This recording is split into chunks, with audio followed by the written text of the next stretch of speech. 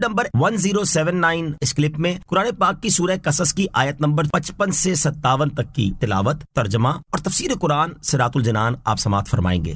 بسم اللہ الرحمن الرحیم۔ ترجمہ، اللہ کے نام سے شروع جو نہایت مہربان رحمت والا ہے۔ وَإِذَا سَمِعُوا اللَّغْوَ أَعْرَضُوا عَنْهُ وَقَالُوا لَنَا أَعْمَالُنَا وَلَكُمْ أَعْمَالُكُمْ سَلَامٌ عَلَيْكُمْ لَا نَبْتَغِي الْجَاهِلِينَ۔ ترجمہ، اور جب بیہودہ بات سنتے ہیں اس سے منہ پھیر لیتے ہیں اور کہتے ہیں ہمارے لیے ہمارے اعمال ہیں اور تمہارے لیے تمہارے اعمال ہیں، بس تمہیں سلام، ہم جاہلوں کا ساتھ نہیں چاہتے۔ وَإِذَا سَمِعُوا اللَّغْوَ أَعْرَضُوا عَنْهُ، اور جب بیہودہ بات سنتے ہیں اس سے منہ پھیر لیتے ہیں۔ اس آیت کی ایک تفسیر یہ ہے کہ مکہ کے مشرکین اہل کتاب میں سے ایمان لانے والوں کو گالیاں دیتے اور ان سے کہتے کہ تمہارا ستیہ ناس ہو، تم نے اپنے پرانے دین کو چھوڑ دیا۔ ان کے اس طرز عمل پر ایمان لانے والے اہل کتاب ان سے منہ پھیر لیتے ہیں اور یوں کہتے ہیں ہمارے لیے ہمارے اعمال ہیں اور تمہارے لیے تمہارے اعمال ہیں، بس تمہیں دور ہی سے سلام ہے اور ہم جاہلوں کے ساتھ دوستی نہیں کرنا چاہتے۔ دوسری تفسیر یہ ہے کہ مشرک لوگ مکہ مکرمہ کے ایمانداروں کو ان کا دین ترک کرنے اور اسلام قبول کرنے پر گالیاں دیتے اور برا کہتے۔ یہ حضرات ان کی بیہودہ باتیں سن کر اعراض فرماتے اور ان سے کہتے کہ ہمارے لیے ہمارا دین ہے اور تمہارے لیے تمہارا دین ہے، ہم تمہاری بیہودہ باتوں اور گالیوں کے جواب میں گالیاں نہ دیں گے اور ہم جاہلوں کے ساتھ میل جول نشست و برخاست نہیں چاہتے، کیونکہ ہمیں جاہلانہ حرکات گوارا نہیں۔ إنك لا تهدي من أحببت ولكن الله يهدي من يشاء وهو أعلم بالمهتدين۔ ترجمہ، بے شک ایسا نہیں ہے کہ تم جسے چاہو اسے اپنی طرف سے ہدایت دے دو، لیکن اللہ جسے چاہتا ہے ہدایت دے دیتا ہے اور وہ ہدایت والوں کو خوب جانتا ہے۔ انک لا تہدی من احببت،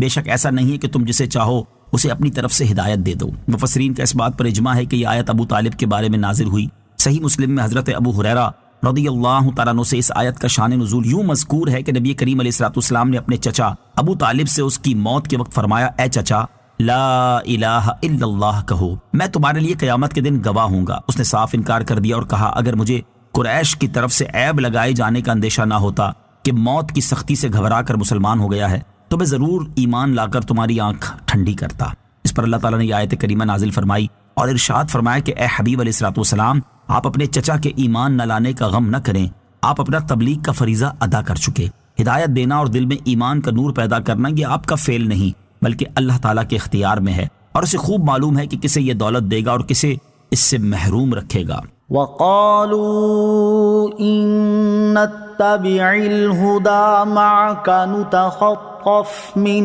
أرضنا أولم نمكن لهم حرما آمنا يجبى إليه ثمرات كل شيء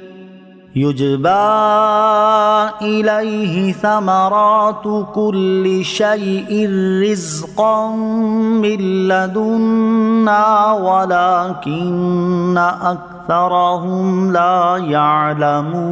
يعلمون۔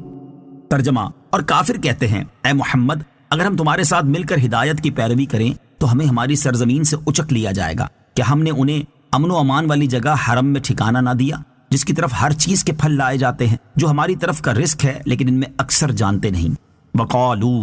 اور کافر کہتے ہیں۔ شان نزول، یہ آیت حارث بن عثمان بن نوفل بن عبد مناف کے بارے میں نازل ہوئی۔ اس نے نبی کریم علیہ الصلوۃ والسلام سے کہا تھا کہ یہ بات تو ہم یقین سے جانتے ہیں کہ جو آپ فرماتے ہیں وہ حق ہے، لیکن اگر ہم آپ کے دین کی پیروی کریں گے تو ہمیں ڈر ہے کہ عرب کے لوگ ہمیں شہر بدر کر دیں گے اور ہمیں ہمارے وطن میں نہ رہنے دیں گے اور عرب کی سرزمین سے ایک دم ہمیں نکال دیں گے۔ اس آیت میں اس بات کا جواب دیا گیا کہ کیا ہم نے انہیں امن و امان والی جگہ حرم میں ٹھکانہ نہ دیا جہاں کے رہنے والے قتل و غارت گری سے امن میں ہیں اور جہاں جانوروں اور سبزوں تک کو امن ہے اور جس کی طرف مختلف ممالک سے ہر چیز کے پھل لائے جاتے ہیں جو ہماری طرف کا رزق ہے، لیکن ان میں اکثر کو علم نہیں اور وہ اپنی جہالت کی وجہ سے نہیں جانتے کہ یہ روزی اللہ تعالیٰ کی طرف سے ہے۔ انہیں اگر یہ سمجھ ہوتی تو یہ بات جان جاتے کہ خوف اور امن بھی اسی کی طرف سے ہے اور ایمان لانے کی صورت میں شہر بدر کیے جانے کا خوف نہ